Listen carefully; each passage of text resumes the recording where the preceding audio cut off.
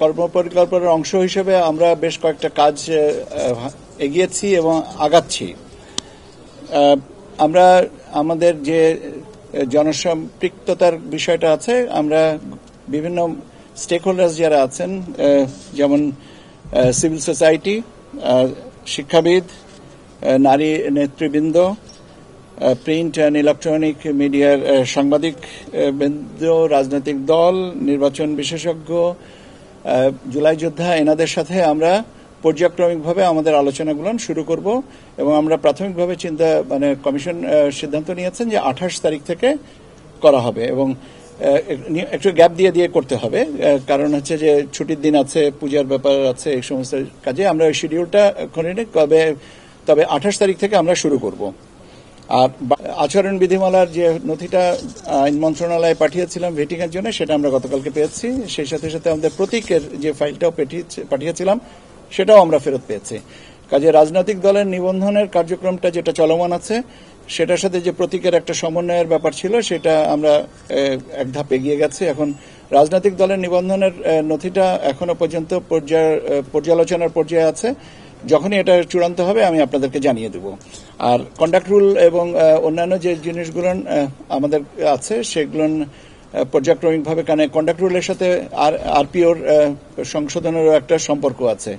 তো সেইটা আরপিও সংশোধনের প্রস্তাবটা এখন আইন লেজিসলেটিভ বিভাগে অপেক্ষমান আছে। সেটাও আমরা এখনো পর্যন্ত আশা করি আমরা খুব অচিরেই এটা পেয়ে যাব।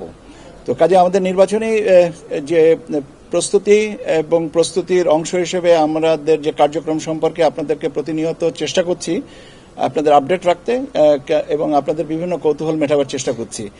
এটা পর্যায়ক্রমিক চলবে এবং যতদিন ইনশাল্লাহ আমরা একটা ভালো নির্বাচনে পৌঁছানো পর্যন্ত আপনাদের সাথে আমাদের নিয়মিত যোগাযোগ থাকবে।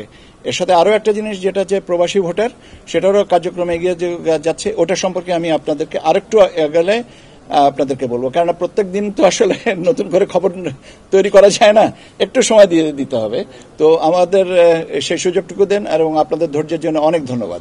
গতকালকে এনসিপি ছিলেন, পরবর্তী যেটা বলেছে শাপলা প্রতীক তাদের চায়, বা সাদা শাপলা লাল শাপলা, যে সংশোধন হলো বিধিমালায়, সেখানে স্যার শাপলা প্রতীক সাদা শাপলা লাল শাপলা আছে কিনা, এবং সেক্ষেত্রে যদি তার নিবন্ধন পায় সেক্ষেত্রে এটাকে কিভাবে সুরাহা করবেন?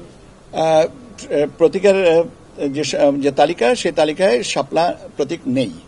এখন ব্যাপার হচ্ছে যে এটার ওনাদেরকেই বিকল্প একটা প্রস্তাব আমাদের কাছে পাঠাতে হবে, সেটার জন্য অপেক্ষা করতে হবে বা সেটার জন্য আমরা জানাবো এবং ওনারা এটাকে জানেন যে এটা নাই।